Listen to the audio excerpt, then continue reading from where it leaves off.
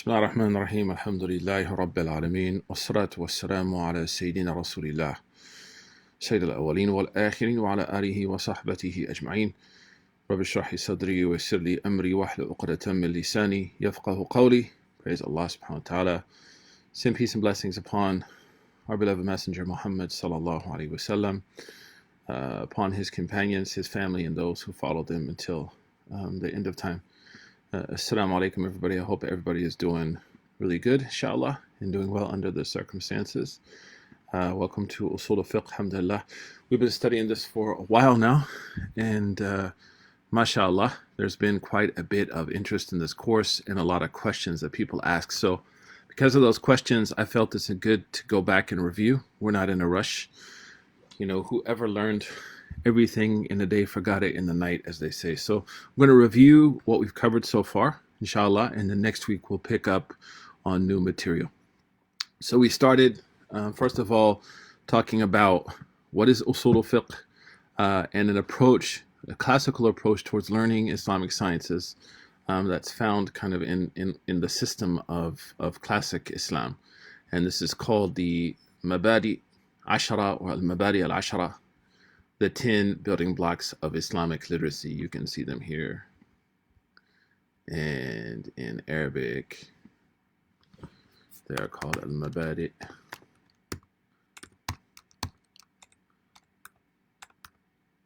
Oops. Al-Ashara. Mabadi al-Ashara. And these 10 are so important, mashallah, that, as we'll talk about later on, they have really been adopted by the system of Al-Azhar, which is like the Hogwarts of the Muslim world in teaching people. And the goal of these 10 things is to help someone really understand and grasp the depth of a topic, what's called tasawwur. You know, a picture is called surah. Al-Musawwir is someone who makes pictures. So here the idea of comprehending or imagining something, and then affirmation. So I think about something, I comprehend it, and then I affirm whether it's right or wrong. So these 10 building blocks were used by scholars, mashallah, some scholars, in the old days to help someone and assist someone understand a subject, and then to affirm what is and what isn't part of that subject. So that would keep, if you're in graduate studies, you can appreciate this, it would keep someone from being sloppy. And kind of mixing, if you will, topics and so on.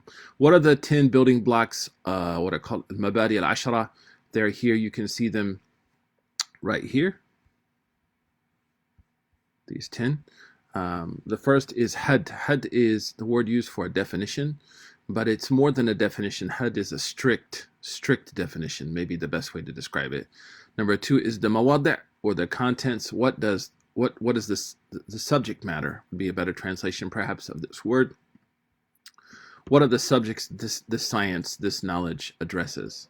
Number 3 is the originator, meaning who is the person who designed this first as a pedagogy, as a curriculum to be taught, who thought about it in the sense of how do you teach this subject, how do you organize it as a science. The 4th is its nisba, and this actually means like what college does it belong to. If you're on a college campus, where would you find it? The 5th is what are the prerequisites that you would need to study before you study a given subject. The 6th are its virtues in the hereafter. The 7th is what is its ruling, its Sharia ruling. Number 8 is its name. Number 9 is its benefits in this life. And then number 10 is the issues, the masail that it answers. And this leads to, if you look over here on the far right, mashallah, the outcome of doing these 10 was to cause someone to have proper understanding or cognition of a science. So the idea was that before a student actually started to take a subject, they would go through these 10 things, and then they would be really ready, at least conversantly able to engage a subject at a deeper level. So we're going to review those again and then get back into kind of what is Usul al-Fiqh and so on and so forth. Because if you think about it, where we've reached so far, we've done this, and this is where we stopped. I'll put like a stop sign. This is where we stopped. And this is really what the books of Usul are going to be dealing with. Mashallah, mashallah. So let's get going, inshallah. And I hope all of you are doing well, inshallah. Praying you. May Allah keep you secure and safe, inshallah. So the first thing that we want to talk about is, again, these 10 things. And this poem that you see here, let me write his name, is written by al-Maqari. Let me write it, sorry, in English. I actually teach this book at my school, Swiss. His book is called Ida'a with Dad, Ida'a ad-Dujna. Dujna is like the fog, right? Or a cloudy sky. إضاءة الدجنة في اعتقاد أهل السنة, which is a book on Aqidah.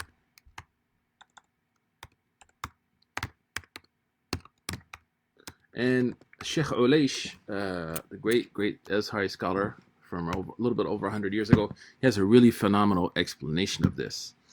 And in the beginning of that text, Al-Maqari, rahimahullah, he dedicates a lot of time to how to teach and methods of teaching and what to teach. And this was something that started to happen really early on around the 2nd century. It kind of takes a pause for a while.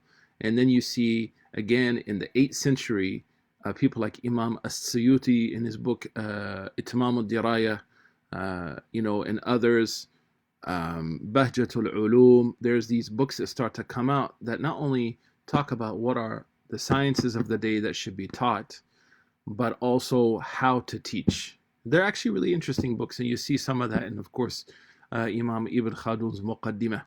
So here we see Al-Maqari, because Ida'at al-Dujna is a poem. He says, Man ramma fannan falyuqaddim awwalan, whoever wants to master, and it's really nice language he's using, mashallah. Usually these kind of poems, the language isn't that great.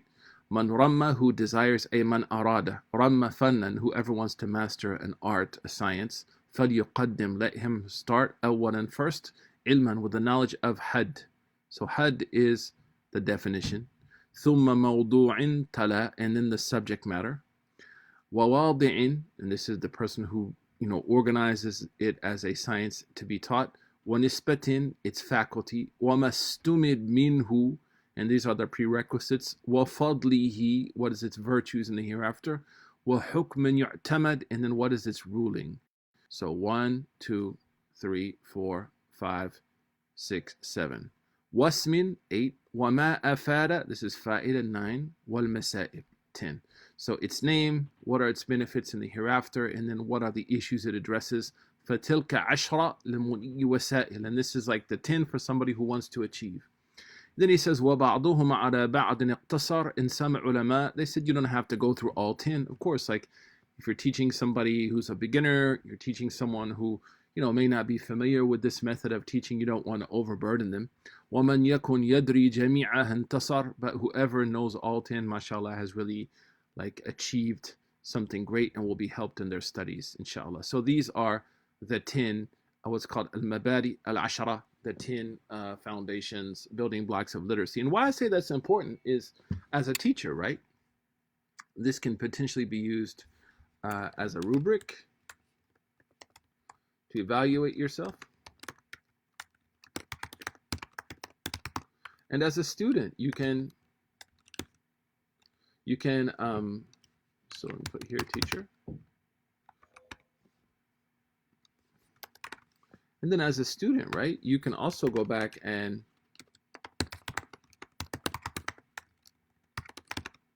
what you've been taught. And my concern within the realm of Islamic studies is that we don't have professional teaching. We have volunteers. So if we're going to think about religious education as a serious profession, that is a serious career opportunity for someone, that's the kind of professionality we need to start thinking about. So the 10 building blocks are really good and useful for a teacher. So you can think about, wow, what do I need to cover? What do I need to build on next? How much have I not covered? How much have I covered? And then as a student, if you're starting out a subject, ideally a teacher would want to introduce you to these things. The tradition, in the sense of the scholastic tradition of Islam, is one that's very organized and has a lot to offer. So alhamdulillah, those are the 10 building blocks. So what we're going to do is, as we go into Usul al-Fiqh, we are going to now take these 10 building blocks, inshallah, step by step, like we did last time, just to make sure that we're solid in what we've been studying. So here's practice, right? If you look at this definition, one scholar wrote about Arabic language, and I'll do it for you. It comes from words which mean a way. So here's kind of the linguistic definition. As a science, it is defined, and here's the had number 1 from the 10. So I'll put a 1 here. You know what? Let me do this. This will make it easier.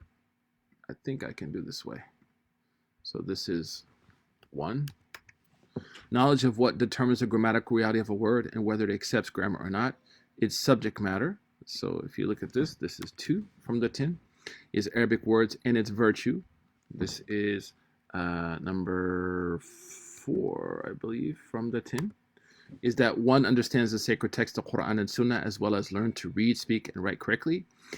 It is its own faculty. So this is number 5. And its blessing.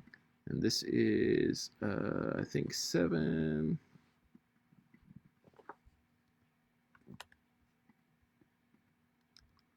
Were stated by Umar, who said, learn Arabic and the laws of inheritance, for they are part of your faith. Its originator, this is 3, was Abu Aswad al-Du'ali, and its name, its ism, right? This is 8, is Nahu. Is an infinitive, which means the passive participle, its auxiliaries. And here we go with number, I believe, 1, 2, 3, 4. So this would actually be, so this shouldn't be 4. This should be 4. This should be like, this should be 6. Let me do this. I'll just cross it out. That's so cool. So 1, 2, 3, 4. So virtue would be 5, 6. Would be 6. So this is 6. And so its auxiliaries are the Quran, Sunnah, and the pure Arabic language. Its ruling is that of a communal obligation. Communal obligation. So this actually is going to be 8, I believe, or 9. And this is going to be 6, I think. So anyways, the point is what I'm showing you here is how those 10 building blocks, I found them in this introduction, right? This scholar, obviously, he's been trained how to write. So he's writing the 10 without saying anything about it. And that's often what happens. Scholars will write those 10 without saying anything to you. So it's kind of like inferred. It's pretty cool. For those of you who've been taking the class with me, I had you practice this one. This is actually from a high school book in Al-Azhar that we did years ago. And inshallah, we can, you've already done it once, no need to do it again. So the first thing that we want to talk about in Usul al-Fiqh is its definition. And its definition classically is defined or has been presented in 2 ways. I'll show you here. So the first is a compound definition. And a compound definition is what's called ta'rif idafi. Ta'rif idafi. And what that means is that you take two words, and you combine them as a compound word. And after that, you define each word in its own. So, for example, look, usul and fiqh.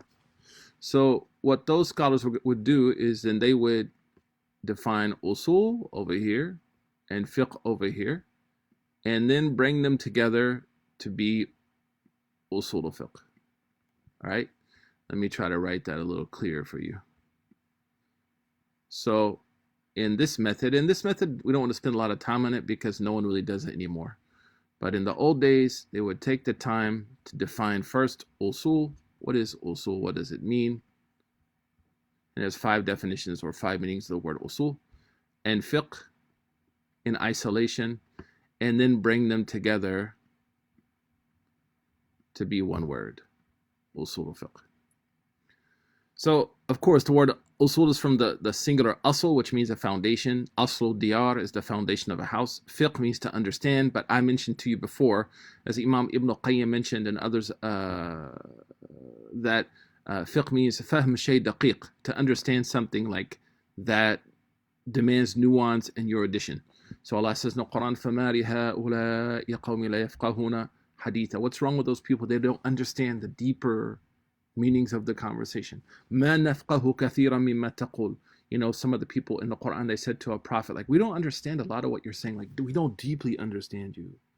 We're not able to comprehend what you're saying. So the word fiqh actually comes from a word, and I heard this from one of my teachers also, mashallah, which means to understand something deeply, So usul al-fiqh is the foundations of understanding the Quran and Sunnah in a deeper way. not just at a surface level, right? And so it gets into like interpretation. The more common way of defining something, and this is kind of the way that you find most modern scholars, and I would say up for the last 800 years, scholars have just defined Usul al-Fiqh as its own science. Like computer science, you don't go like computer means this, science means this, and you bring them together. It becomes redundant, right? Now computer science has its own meaning. Molecular biology. You don't break down molecular in the biology and then bring them together. So the argument here is that Usul al-Fiqh has become its own standalone term, what's called ta'rif laqabi. Ta'rif laqabi. So therefore, there's no need to do all this over here, to break it down in two different ways and all that. Just jump straight into this and save people a lot of time. However, this does have, especially for people who are in the College of Islamic Law, just because the vocabulary, the process, the logic, and the experience is very important. But I would not recommend it, just for anybody. So the scientific definition is what we're going to go with. And you see here, this definition is perhaps super important, and it was composed by someone named Imam al-Baydawi from Iran. It's from an area called al-Bayda. There the Shafi madhab existed for hundreds of years, man. And Imam al-Baydawi, he wrote a book called Nihayat al-Usul, which means like the end of what you need, right? Like this book has everything you need, mashallah, in Usul al-Fiqh. And if you look at this very carefully, he defines Usul al-Fiqh using three components. The first, he says, Ma'rifatu dala'il fiqh. And here the word fiqh should be here, and this alif and lam should be gone. So let me write it for you here. Ma'rifa dala'il al-fiqh. Okay, so that should be like here. There's a mistake here, so if you want to make it Ma'rifatu dala'il al-fiqh. Ijmalan. So to generally know and to have your addition in recognizing what are evidences, what can be used as an evidence in Islam, what is allowed for you to use as an evidence. This is ma'rifatu dala'il. Dala'il is the plural of dalil. We're going to talk about it in a minute, because we find people all the time asking for dalil, and sometimes they ask for a dalil in something that doesn't need a dalil. Wala hawla wala quwwata illa billah. And if someone hasn't been trained in how to employ and understand the dalil, then requesting a dalil sometimes is strange. فَمَعْرِفَةُ دَلَائِلْ فِقْهِ. Understanding the evidences for fiqh, fiqh Islami. Understanding the evidence of fiqh kitabi wa sunnah. Understanding the evidences which are needed to understand at a deep level the legal potential of the Quran and Sunnah. Ijmalan, in a general way. So this is the first part of his definition. And most people, if you look at most people, mashallah, they have this. Like most people, they don't have an issue with knowing the evidences. Everybody nowadays has access to the evidences, right? You can go online. You got Muwatta online, Bukhari online, Tafsir on Quran online. Everything is there.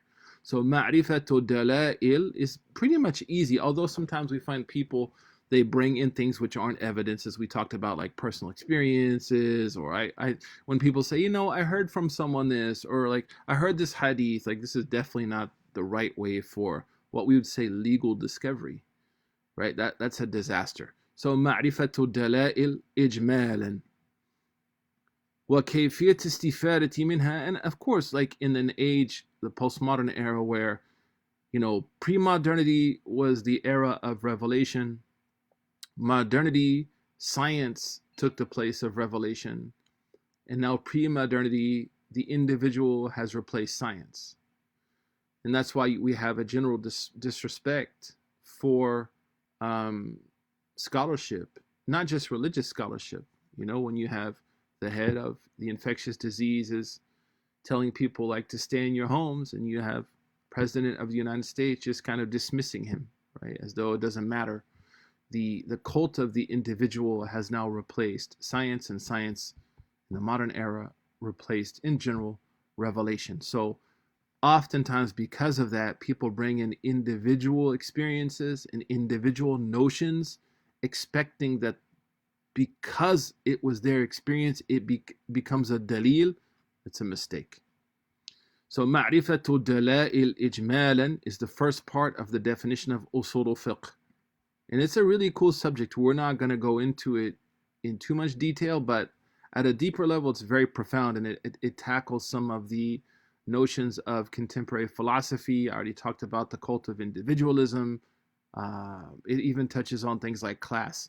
It's very interesting. So ma'rifatu dalail ijmalan. The second part of the definition that we are concerned with is وَكَيْفِيَةِ اسْتِفَادَةِ مِنْهَا, how to benefit. So this is the second part. This is the first part of his definition, Imam al-Baydawi. So 1 and 2. So the first is recognizing what are evidences. Number 2 is كَيْفِيَةِ اسْتِفَادَةِ مِنْهَا, how to benefit from those minha, from those dalail. How to benefit from the evidences. And what's awesome, and I mentioned this before in our class, is how he phrased this. And this is something that I heard from my teachers. He phrases it in Arabic as though to benefit from them, a person has to learn. So the default is that if someone uses these evidences without knowledge, they may hurt people. For example, just a few days ago, we saw Jamaat Tabligh go to Pakistan and refuse to listen to ulama and scholars who told them, don't have a gathering of 250,000 people. That goes against Sharia. It goes against the foundations of Sharia, protecting life, protecting people from harm, listening to professionals in given fields that tell us like these things are harmful. And subhanAllah, instead they went ahead and had this gathering of 250,000 people, and now you have coronavirus in Gaza because people came back from that gathering in Jamaat Tabligh and harm people.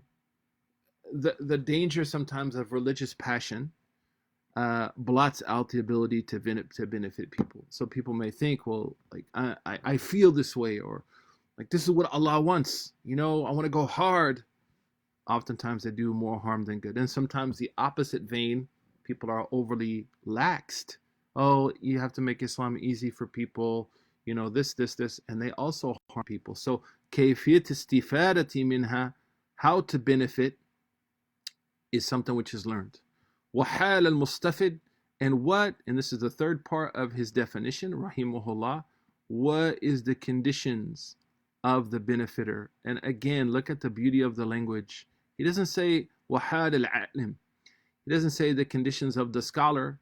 He doesn't say وحال المفتي. He says the one who can benefit, who benefits. And that means two, the teacher, scholar, and the student. Because both are benefiting, right? But the idea is that the role of Islamic law is to benefit. And that's why the greatest axiom, you know, and we'll talk about this tonight. I have a lecture in about an hour on some of the ahkam, some of the rules for burying the dead in this tremendous crisis. You know, the major axiom of Islamic law is prevent harm,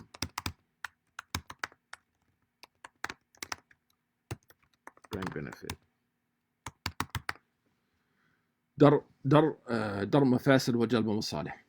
So the way he phrases this is really awesome. Number one is recognizing what are the evidences. That means that there are things which are not evidences. That's inferred from it. وَكَيْفِيَةِ اسْتِفَادَةِ مِنْهَا, how to benefit from the evidences. That means that some people can harm others with evidences. We gave the example of people who somehow justified a gathering of 250,000 people, and then out of that came a number of people with the coronavirus, and they went back all over the world and now are infecting areas that weren't infected before. They've hurt people. وَحَالَ مُسْتَفِد, what is the qualities, what are the academic qualifications of the scholar who can engage this science? Next, let's unpack al-Baydawi's definition quickly. There are three parts to his definition, as I mentioned earlier. Number one is knowing the evidence as well, how to use them, and who qualifies to employ them. Knowing the evidence, this means knowing what can and cannot be used for an evidence, a dalil. So the Quran is an evidence, the Sunnah is an evidence, qiyas, analogy is an evidence. But what happened last night on the gram, that ain't an evidence, homie. What happened on the subway, that ain't an evidence necessarily. It could potentially be used as an evidence if it met certain qualifications, but it's highly unlikely. So as I said, there's duality happening here. When he says ma'rifatu dala'il, also means ma'rifatu ma laysat bidala'il. So understanding what is and what isn't in evidence is a job of someone who studies Usul al-Fiqh and the science of Usul al-Fiqh, mashallah. The word dalil, because we hear this a lot, especially converts, what's the dalil? I want the dalil. Sometimes Salafism on steroids really brought about this need for everything having a dalil, where unfortunately, a dalil, there are two types of dalil we'll talk about in the future. Dalil al-manqula wa dalil al-ma'qula. Right? There is a dalil which is extracted from text, and then there is a dalil which is outside of the text, which is based in the logic of Sharia, the maqasid of Sharia. Both of those can get complex, and in someone that doesn't have any serious training is not going to be able to navigate those evidences. So we need to taper sometimes. At the same time, we find the neo-traditionalists discourage people from asking for dalil, but there are certain things that need dalil. Like if we see, for example, teachers and sheikhs aligning with dictators, if we see people giving fatwa, which are like, for example, allowing the haram, then people should ask for the dalil. That's the right of the people to ask for the dalil. But there's a balance between the two. The word dalil, it actually is, it comes from a word which means an evidence, right? But there is something lost in Arabic.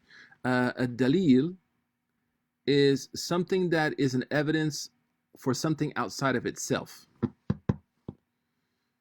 The word dalwa, it actually, dalil is from a word which means the water at the bottom of a well. So like when someone would stick their feet to feel if there's water, that's the literal meaning, hada mudallil.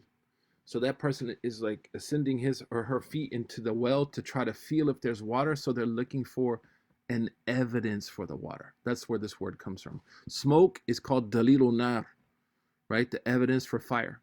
Imam al-Baji al-Maliki says, ما يمكن علم مطلوب الخبر أو ظنه بصحيح الفكر فيه المؤدي إلى علمه أو ظنه. So this is really difficult to translate, but he's giving here the legal definition of dalil, and there's another one coming that I actually like better than this one. But this is the proper, if you will, usuli definition. This is the scientific definition of dalil. Meaning here, this is better, a legal definition of dalil. So ma means any evidence from Quran and Sunnah, قياس إجماع يمكن وعلم مطلوب الخبر أو ظني بصحيح الفكر فيه مؤدي إلى علمي أو ظني. So he in this definition, he alludes to something really important, and that is that a dalil can either be absolutely clear or it can be somewhat presumptive. So for example, if you want to know what's the ruling for burying somebody, is it fard or not? If we look at the two narrations of the Prophet ﷺ about burying, he says, أغسلناها ثلاثة أو خمسة.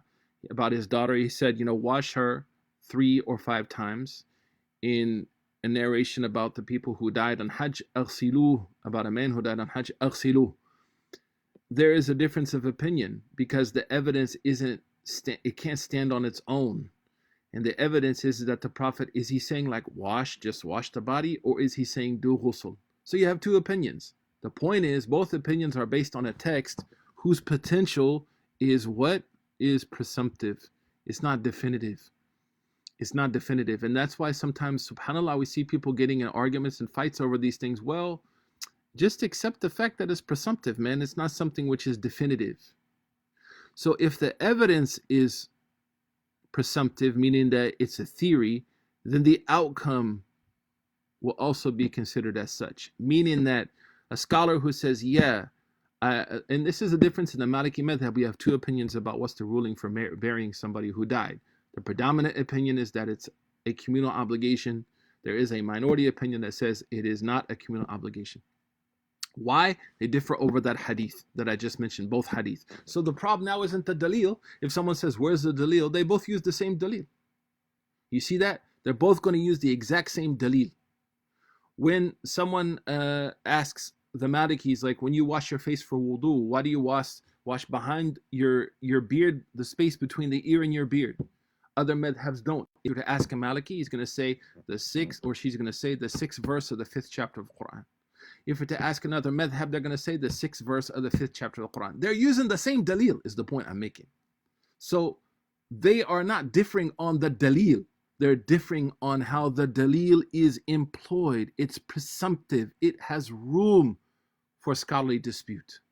If that is the case, if the dalil, if the evidence allows for dispute, then we understand the opinions. We don't have to be so harsh on each other because the foundation is what's called madnoon, al-madnoon. The second type of dalil is something which is, he calls it ilmi, which means it's definitive. And that's where you're going to find, most of the madhab agree, like prayers 5 times a day. Fasting is an obligation. Being a nice person is an obligation. For the most part, the foundation is ilm, so the outcome is ilm. And I want you to remember something. In Usul al-Fiqh, oftentimes the word ilm is used, knowledge is used to mean certainty. Sorry, I'm typing super fast. Certainty. And this is found in Surah Al-Mumtahina. Allah subhanahu wa ta'ala says, فَإِنْ عَلِمْتُمُوهُنَّ مُؤْمِنَاتٍ, if you know that they are, فَإِنْ عَلِمْتُمُوهُنَّ مُؤْمِنَاتٍ, if you know that they are believers, here it means if you have yaqeen that they are believers. So in the Quran itself, the word ilm is often used to mean yaqeen. The point that I'm making here, and this is very, very important if you get this, is that there are 2 types of dalils and 2 types of outcomes to a dalil. The first type of dalil is presumptive, meaning its meaning can't stand on its own. It needs scholarship. It needs interpretation for a number of reasons. We're going to study that in Usul al-Fiqh. That's why we study the science. If the dalil allows for there to be theories, then the outcome is not something we should fight over or say this is the haqq. And this is the problem sometimes with the traditional school and the Salafi school, is that they will present an opinion when there are multiple opinions on the issue, and those are founded in presumptive evidences, but they will treat them as though they are absolutely definitive. And that's a problem. That's a challenge. On the other end, we find some people who are very laxed, who will take something which its evidence is 100% agreed upon, like hijab is a very good example for this. There's never been discourse about hijab until Western feminism really came into the Muslim world. And now we find 1 or 2 people, but their foundation isn't strong. Their foundation isn't using the actual evidences that scholars use. Like, for example, when the Prophet ﷺ said to Sauda, ihtajibi, you must cover your hair in front of this man. Sallallahu Alaihi Wasallam in Sahih Bukhari. So what we see sometimes is that the extremism in the ummah, and I'm not calling, of course, Salafis or traditionalists extreme. There are different iterations of all these groups, right? But in general, it comes when people confuse the presumptive with the definitive and the definitive with the presumptive. Very important. And we're going to unpack this more in Usul al-Fiqh. If this is above some people's heads, don't worry, inshallah ta'ala, we will go through it later. And as we study together, inshallah, this course, you're going to be able to start to think critically about things you hear. I may say something and you can come to me and be like, bro, I think you've confused this with this. That's a good thing, alhamdulillah. That's the type of community that we want to have, a community that's engaged. So when he says ma'rifatu dala'il, he means a lot. And here I allude to what I just talked about, the idea of something. Hold on a second. This thing is really going crazy on me here. Just 1 minute. Let me see what happened. No, that's not what I want. Cancel, share screen. Yeah. So if you look here, this is exactly what I was just talking about. The different type of evidences. Qat'i, which is definitive. The outcome is definitive. Dhanni, its outcome is dhanni. Its outcome is speculative. There are times when a speculative initially seems speculative and becomes qat'i, as Imam al-Baydawi says, Sheikh Isnawi says, وَظَنَّ فِي طَرِيقِهِ, that in the process of coming to a conclusion, there may be some speculation, and at times someone may come across an evidence that they think is definitive, only to later find out that it is what? Speculative. We have examples of this. For example, I gave this last time when the Prophet sallallahu alaihi wasallam told the Sahaba, pray Asr in Bani Qurayda. When on the way they got delayed, and some of the Sahaba said, well, he didn't know we're going to be late, so we need to pray now because we don't want to miss Asr. The others said, no, we have to follow the letter of the law. Here you see speculative, definitive, speculative, definitive, speculative, definitive. Sallallahu alaihi wasallam. Let's move on quickly because of time. The evidences. So, ma'rifatul dala'il fiqhi. What are the evidences of fiqh? Some are agreed upon, some are differed over. The majority are differed over. Quran, Sunnah, consensus, analogy, scholars agree upon. Istihsan, the law of precedent, more so, kind of the same thing. Masalih al-mursala, we'll talk about it in the future when something doesn't have a text, but it falls under one of the maqasid sharia. Custom, there are times when the custom of a people, if it aligns with the foundations of Islam, can be used. Al-urf muhakkam, that custom can come in and set a precedent in shading the application of a legal ruling. It can't give a ruling, but it can shade a ruling. The previous religions before us, like their sharia, there's a big debate about this. It's very interesting. Another example of something which is differed over is the actions of the people of Medina. Let's unpack al-Baydawi's definition a little bit more. What is meant by a general fashion when he says, you should know the evidences in a general way, meaning that we should know that the Quran and the Sunnah are, places for us to look for rulings. At the end of it, he says, who employs it, meaning what are the qualifications of the scholar? What are those qualifications that he or she should have? What are the subject matters of Usul al-Fiqh? Number 1, the rulings. Number 2, the evidences. Number 3, the qualities of the independent jurist. Number 4, differences. Number 5, the muqallid, the person that follows a scholar without necessarily knowing all the reasons why. A fatwa, a religious answer to a question. Ijtihad is when there is no text, a text is differed over. So there is no text or a text is differed over, so a scholar has to come to a conclusion. Understanding why scholars differ is one of the virtues. So now the virtues of Usul al-Fiqh. Understanding the evidences in a better way, a more robust way. Arriving to a balanced understanding. Respect for the work of scholars. Respect for diversity and unity. And also seeing Islam's applicability in different situations.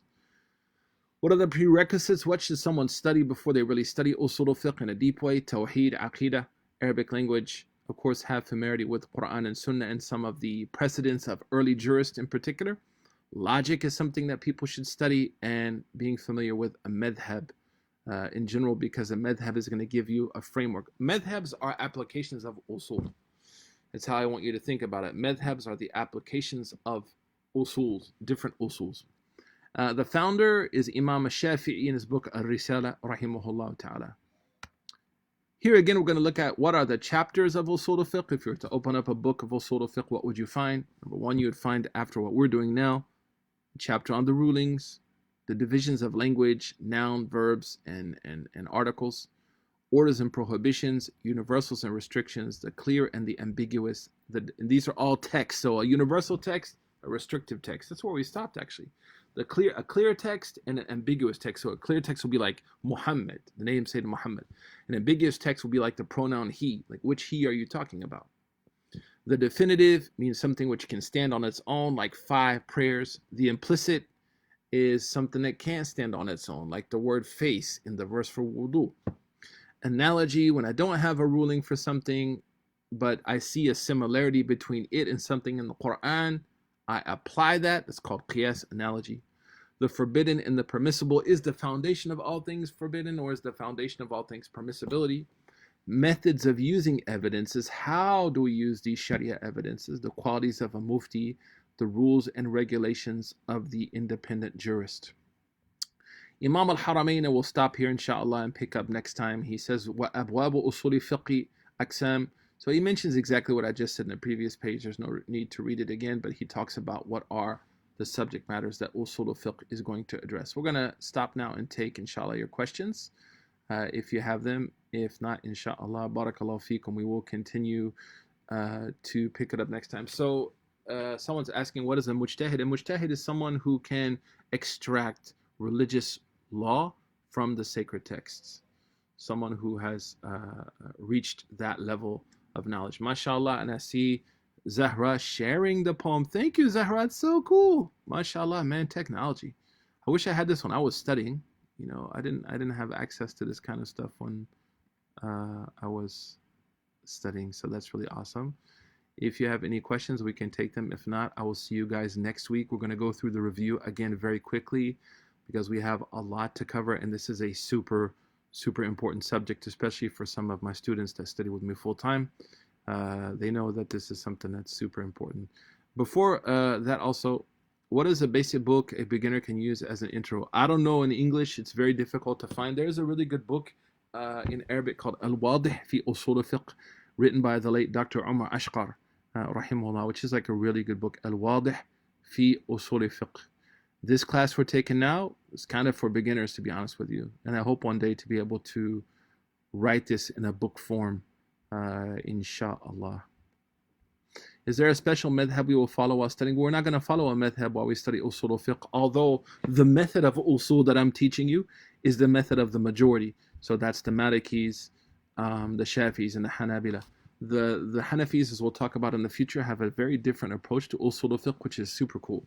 MashaAllah, very enlightening. And something that I think is important now, since you ask, in usul al-fiqh, when you use the word mutakallimin, you mean the Malikis, Shafis, and Hanbalis.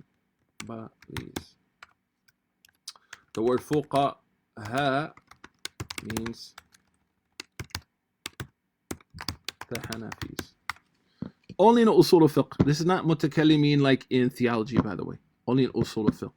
Those things will come later, inshallah. But for our purposes, we're going to be looking at different madhahibs because to appreciate the usul, we want to look at the different madhahibs and how they kind of function. Because it's in the usul that the madhabs really exist, right? It's in the usul sometimes. We're not going to be using Matan ibn Ashir because Matan ibn Ashir is a introductory text in Maliki fiqh. It's actually for children, so it doesn't really open up the legal possibilities that you would find within the madhab. For that, you would need something like the Risala of Abi Zayd al-Qayrawani, the books of Imam al-Lakhami, the Tawdih of Khalil, not the Mukhtas. The Mukhtas of Khalil also has usul, and of course, Aqrab Masalik of Sheikh Ahmad Dardir and the Sharh al-Kabir. But Ibn Ashir, Hisham, is really a text just for memory. It's not really a book that's studied for extracting usul. It's a poem to be memorized by children. And it's considered a book for the mubtadi, right? Like early in the madhab. But we will be looking at some other things. So, Charles, I can post this to you if you send me an email. I can send you these slides, inshallah. I can send them to you guys. In fact, I may be able to share them with you all now. Just give me 1 second, inshallah. Let me see if I can do this. If I can go here. And let me see if it, oh yeah, let me see if it will let me share. Oh, awesome. I'm going to send this link to you in the group. So you guys can use this. Although this is not ready for publication, so just keep it to yourself. Hisham, mashallah, 100 questions, no problem, and I got time for one. But inshallah, you could ask over time, but that's awesome to see someone that has 100 questions, mashallah. Don't be sorry, by the way, that's a 1,000, 100 saris. So 100 saris means $105 donations to Islamic Relief. If anybody says sorry, they have to pay $5. You should never be sorry for, mashallah, asking questions. Alhamdulillah. No problem, bro. Can you repeat or write the name of the book you referenced to me in English? Actually, it's not in English, Umar. It's in Arabic. There is actually a good book. Hold on. let me go online and grab this for you really quickly. 1 second.